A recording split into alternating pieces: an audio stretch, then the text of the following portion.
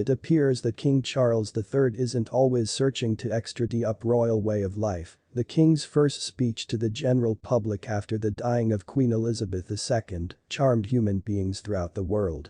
Like his predecessors, the king highlighted the paintings of these earlier than him and supplied a message of hope in her lifestyles of provider. We notice that abiding love of way of life collectively, with that fearless inclusive development which makes us high quality as nations, that promise of lifelong provider I renew to all today, King Charles III stated, in line with KTRK-TV, in addition to taking over the British throne, King Charles III has inherited his mother's wealth that is predicted to be worth £370 million, in line with Newsweek.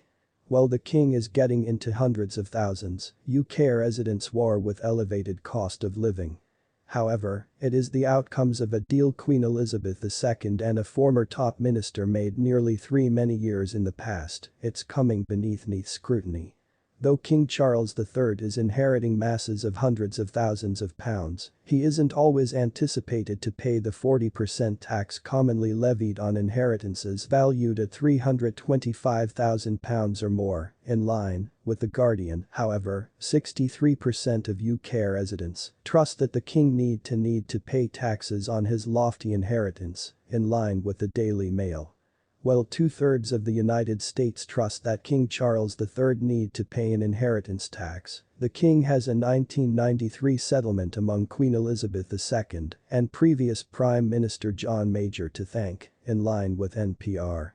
The settlement made inheritances being handed down from the United States sovereign to their successor unfastened from the 40% inheritance tax, in line with NPR. Former Prime Minister John Major stated that the selection ensured that there might be no risk of the belongings of the monarchy being salami sliced away through capital taxation through generations, for this reason converting the character of the organization in a manner that few human beings on this United States might welcome.